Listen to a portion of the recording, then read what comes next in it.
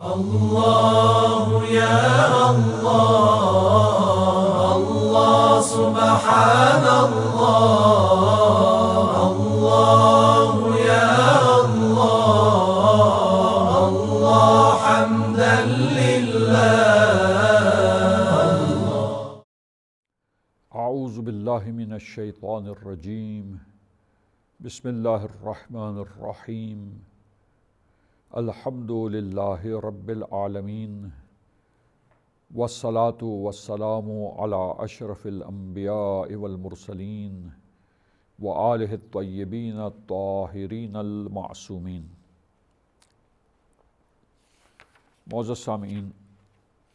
محترم ناظرین،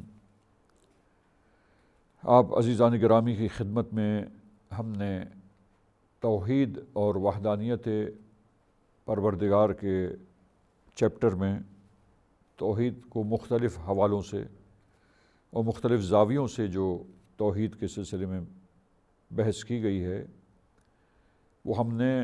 اہم مباحث ان میں سے انتخاب کر کے اور ان مباحث کو، ان ابحاث کو آپ کی خدمت میں پیش کیا، بیان کیا. اور توحید اور وحدانیت میں جو توحید ذاتی ہے، توحید صفاتی ہے، توحید فعلی ہے، اس کو اختصار کے ساتھ مختصراً بیان کیا. اور پھر اسی کے تسلسل میں توحید ذاتی اور توحید صفاتی کی جو بات تھی، جو عقیدہ تھا اور مفکرین کے جو نظریات تھے، اس میں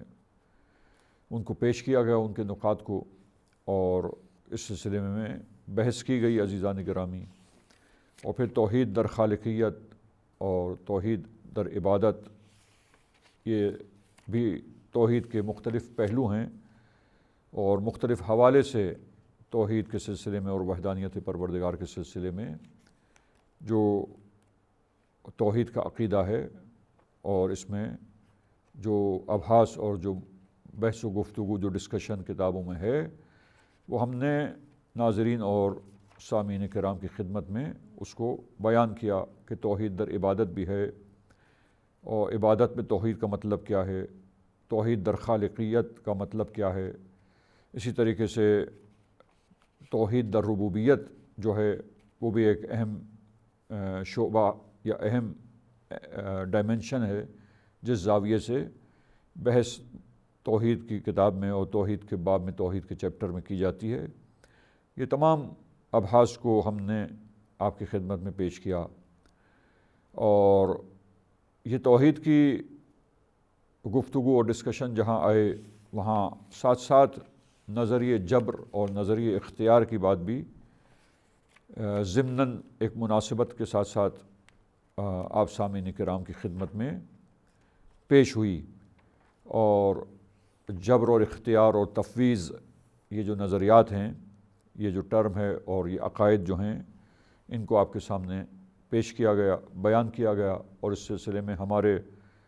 مکتب امامیہ کا نظریہ بھی جو ہے الامر بین الامرین، اور اس پر جو ہماری دلیلیں ہیں، اور ساتھ ہی ساتھ ان افراد کے لیے جو تفویض کے قائل ہیں چند شبہات کی بنیاد پر، یا وہ جو جبر کے قائل ہیں چند شبہات کی بنیاد پر، اور ان شبہات کا بھی جواب جو ہے، مطمئن کرنے والا جواب اور واضح جواب جو ہے، وہ ہم نے پیش کیا آپ کے سامنے. اب توحید کی یہ بحث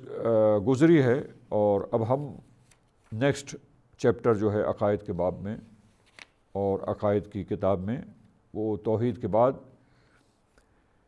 وجود باری تعالیٰ اور صفات باری تعالیٰ کی گفتگو ہوئی، اور اس کے ساتھ پھر توحید کی ابحاث جو ہیں وہ پیش ہوئیں. اور اب توحید کے بعد یہ مکمل کر لینے کے بعد وجود باری تعالیٰ کی بحث، صفات باری تعالیٰ کی بحث، توحید کی بحث، اور اس بحث کے بعد جو دوسرا اہم ٹاپک جو اصول دین میں سے دوسری چیز ہے، وہ ہے عدل. اور یہ عدل خداوند متعال اللہ تعالیٰ جو ہے وہ عادل ہے. اور عدل سے پیش آتا ہے، لہٰذا اپنے تمام مخلوقات کے ساتھ اس کا سلوک عدل کی بنیاد پر ہے، اور عدل کے ساتھ وہ تمام مخلوقات کے ساتھ پیش آتا ہے، اور اس کی تمام رفتار اور اس کا تمام جو کچھ بندوں کی نسبت سے اس کے افعال ہیں، بندوں کے سلسلے میں، بندوں کے بارے میں، وہ سب عدل پر مبنی ہیں، اور سارا سلوک پروردگار عالم کا، سارا پروردگار عالم کے تمام افعال جو ہیں بندوں کے نسبت سے، وہ سب کے سب جو ہیں بندوں کے حق میں، بندوں کے لیے جو کچھ وہ کرتا ہے عدل کے ساتھ کرتا ہے، عدل کی بنیاد پر کرتا ہے۔ تو اب یہ دوسرا عقیدہ جو اصول دین میں سے ہے، اور ہم نے یہ بیان کیا البتہ کہ اسٹارٹنگ میں اور آغاز میں جہاں بحث تھی کہ یہ البتہ مکتب امامیہ کے عقائد میں، اصول عقائد میں سے ہے، لہٰذا ہم نے وہاں پیش کیا کہ تمام مسلمانوں کے نزدیک جو عقائد مسلمہ ہیں ان میں 3 چیزیں ہیں، توحید ہے، نبوت ہے اور قیامت، اور عدل اور امامت جو ہے یہ ہمارے عقائد میں سے ہیں امامیہ کے، اور ہم اسے اصول میں مانتے ہیں۔ لہذا ہمارے نزدیک، مکتب امامیہ کے نزدیک، شیعہ اثنا عشری عقیدے کے نزدیک، یہ عقیدہ جو ہے عدل کا عقیدہ جو ہے، اسی طرح امامت کا عقیدہ، تو یہ 2 عقیدے جو ہیں یہ مکتب امامیہ سے مخصوص ہیں کہ ہم ان کو اصول میں سمجھتے ہیں اور دین کی جڑوں میں شمار کرتے ہیں، اصول دین میں شمار کرتے ہیں۔ لہٰذا اس کو ہم نے، بعض اسکالرز نے جو کتابوں کے ذریعے ہم نے اسکالرز کے بیانات پیش کیے کہ اسی وجہ سے مفکرین نے، اسکالرز نے اس کو اصول مذہب نام رکھا، ان 2 کو، عدل کو اور امامت کو، تاکہ یہ مشخص کیا جائے کہ یہ مکتب امامیہ کے نزدیک اصول میں سے ہیں، لیکن دیگر مکاتب فکر اور اہل تسنن جو برادران ہیں ان کے نزدیک دین کے اصول 3 ہی ہیں ان کے اعتبار سے، ان کے لحاظ سے، اور وہ توحید، نبوت اور قیامت ہے، معاد۔ تو اب ہم اپنی ترتیب کے لحاظ سے توحید کی جو ڈسکشن تھی، توحید کے جو ابحاث تھے ان کو مکمل کیا ہے، اور اب ہم توحید کے بعد نیکسٹ سٹیپ میں جو عقیدہ ہے، منطقی ایک ترتیب اور جو ہونی چاہیے ترتیب وار بحث، اس کے مطابق ہم اب بحث کرتے ہوئے پہنچے ہیں، اور اب یہ دوسرا عقیدہ جو ہمارا ہے عدل، کہ اللہ تعالیٰ پروردگار عالم عادل ہے، اس بحث و گفتگو کو ہم آج کے پروگرام میں شروع کرتے ہیں۔ اور ابتدائی طور پر یہاں جو عدل الہی کی اور اللہ تعالیٰ کے عادل ہونے کا عقیدہ اور اعتقاد جو ہمارا امامیہ کا ہے، مکتب تشیع کا ہے،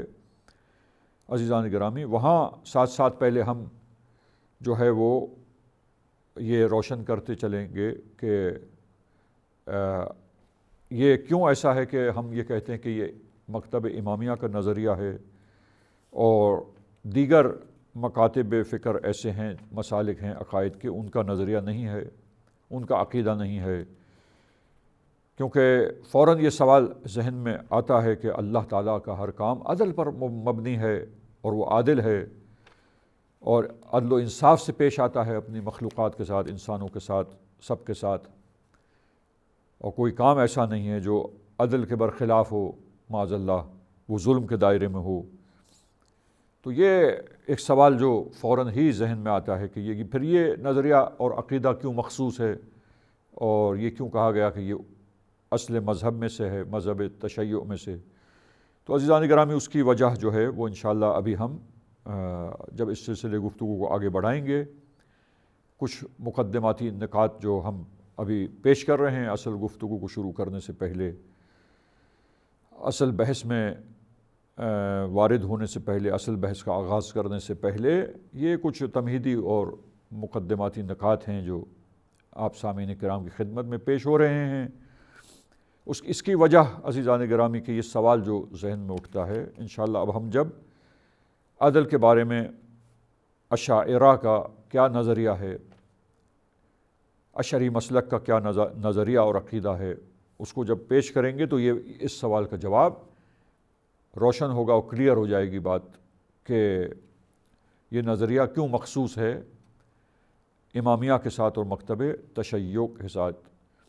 اور پھر ہم عدلیہ کے نظریے کو بھی اس سلسلے میں بیان کریں گے، اور اس کے بعد دونوں گروہوں کی دلائل اور دلیلوں پر بات آئے گی اور دلائل کا بیان آئے گا،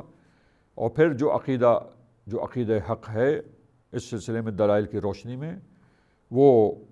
ہم اس گفتگو کے بعد ہمارے سامنے واضح اور روشن ہوگا۔ عزیزان گرامی، اب آپ دیکھیے کہ اصل آج ایک نقطہ میں بہت اختصار کے ساتھ پیش کروں تاکہ اگلے پروگرام میں عزیزان گرامی ہم سلسلے گفتگو کو یہیں سے آگے بڑھائیں گے، لیکن ایک یہ پوائنٹ کلیئر ہونا چاہیے کہ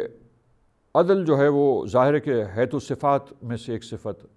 یعنی عادل ہونا اور تمام کاموں میں عدل سے کام لینا اور عدل پر تمام کاموں کی بنیاد ہونا، لہٰذا اللہ عادل ہے۔ تو جب عدل الہی کی بات آئے گی تو یہ ہے تو صفات ثبوتیہ میں سے، لیکن اس کو دیکھیے یعنی اتنی اہم چیز ہے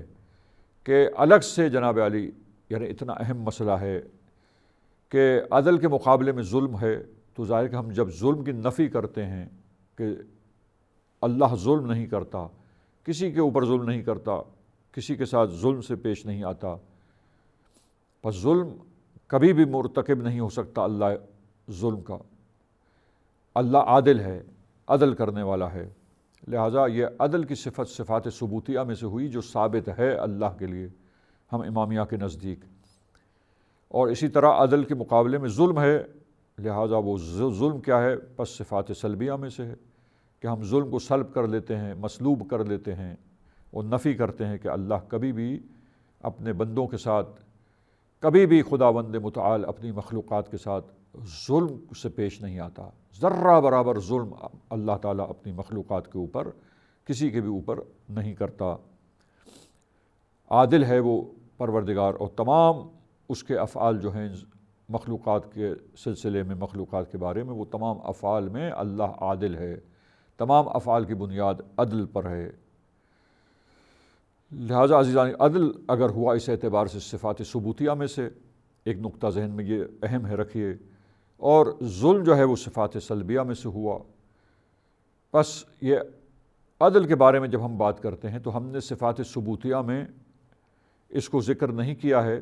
بلکہ کیا ہے اس کو الگ سے ہم پیش کرتے ہیں، کیونکہ یہ ایک بہت اہم صفت ہے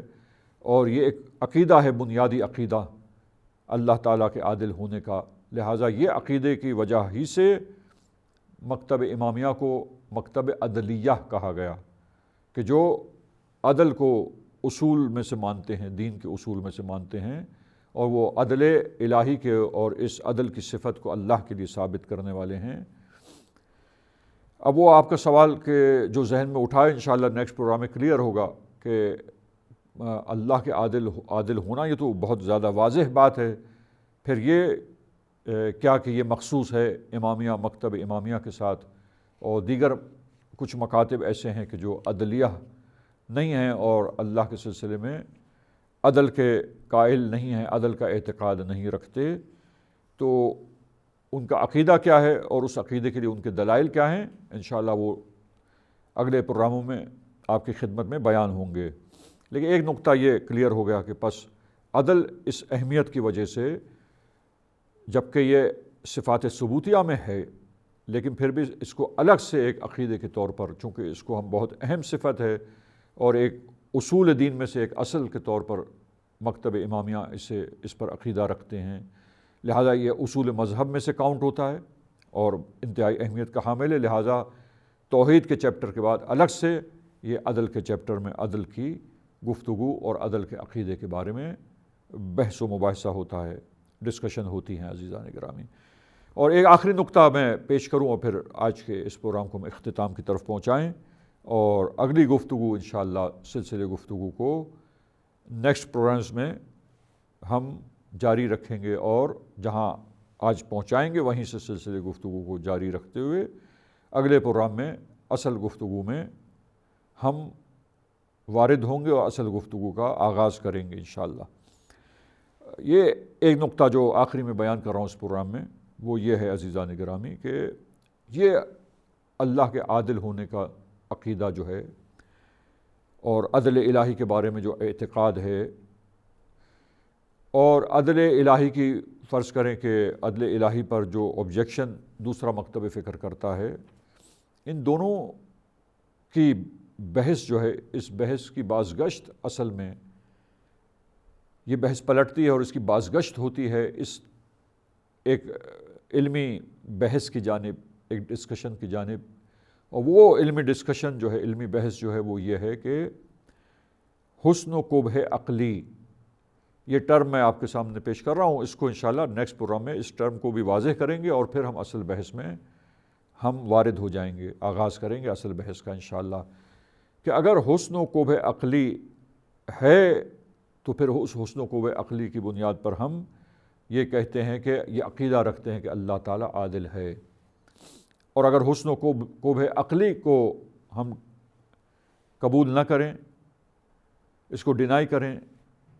اور اس کو ریجیکٹ کریں کہ بھائی عقل جو ہے اس کے نزدیک حسن و قبح اور اچھائی و برائی کچھ نہیں ہے، عقل کے نزدیک کوئی کام اچھا و برا نہیں ہے، عقل اچھائی و برائی کو کچھ نہیں سمجھتی، یہ عقلی مسئلہ نہیں ہے، اگر حسن و قبح عقلی کو ہم منع کر دیں، انکار کر دیں جیسا کہ دوسرا مکتب فکر کرتا ہے، تو پھر وہ عدل پر عدل الہی کی بحث کو زیر اعتراض قرار دیتا ہے اور اس پر معترض ہوتا ہے کہ یہ بحث کرنی ہی نہیں چاہیے عدل الہی کی، اور ہم جو کہتے ہیں کہ حسن و قبح عقلی ہے تو وہ حسن و قبح عقلی کی بنا پر عزیزان گرامی عدل الہی کی بحث پیش آتی ہے اور اللہ تعالیٰ کے عادل ہونے کا عقیدہ اور نظریہ جو ہے وہ واضح اور روشن ہوتا ہے دلائل کی روشنی میں۔ لہذا عقلاً حسن و قبح اور حسن و قبح عقلی، اب یہ کیا ہے اس کی وضاحت انشاءاللہ نیکسٹ پروگرام میں آپ معزز سامعین کی خدمت میں پیش کی جائے گی۔ وصلی اللہ علی محمد و اہل بیتہ الطاہرین۔ اغفر لنا ذنوبنا